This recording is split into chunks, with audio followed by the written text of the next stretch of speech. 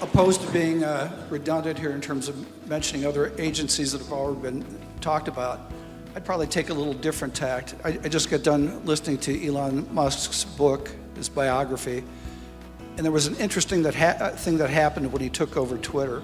Within a short period of time, he fired 75% of the people that were working there, and he actually found that the company was operating more efficiently and had much better attitude of individuals.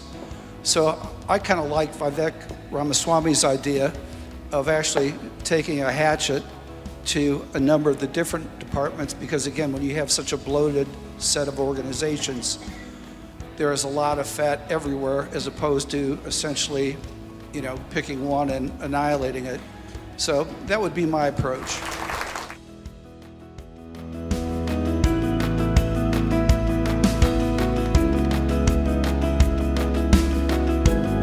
Hello again. I am not in favor of continually funding our foreign wars in general. What I've seen in Congress is there is much more interest in the concern over Ukraine's border than there is over our southern border right now. And to me, I'm half Ukrainian, so it's not like I have, no heart in the matter. Real leaders, people like President Trump, first of all, go ahead and they diffuse tension when it's boiling up, just as he did with Kim Jong-un in North Korea, little rocket man. They end senseless wars after we've been spending billions and billions, trillions of dollars, as he had set up for Joe Biden to do in Afghanistan, and Joe blew it. And they find the priority to keep us safe. So just as President Trump did in wiping out ISIS immediately and having the border.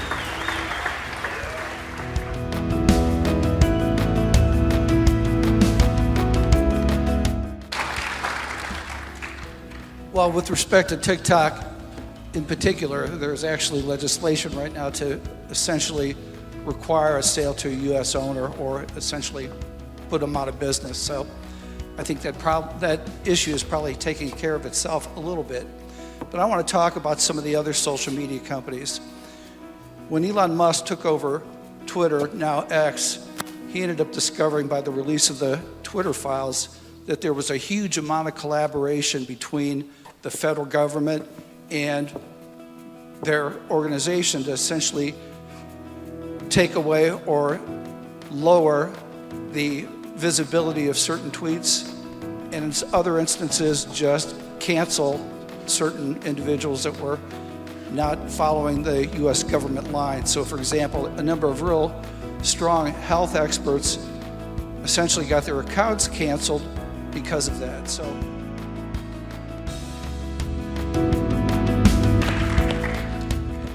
I too have a grassroots campaign, and one of the things that saddened me is the frustration that many of you have about our Congress being able to solve all our problems, because simply we don't have to tolerate that nonsense anymore. We don't need to accept having illegal immigrants come over the border by the millions. And we don't need to accept an economy where the average person is stressed out every week about buying groceries. And we certainly, absolutely, should not be able to tolerate politicians spending 10, 20, 30, 40 years in Congress and enriching themselves. I guess we've always had the carrot to elect someone into office. We need to get control over the stick in terms of who actually gets out of Congress. My campaign is relying on us getting a hold of that stick, and that stick is congressional term limits. So I would be honored to receive your vote. Thank you all for coming, and have a safe trip home. Thank you.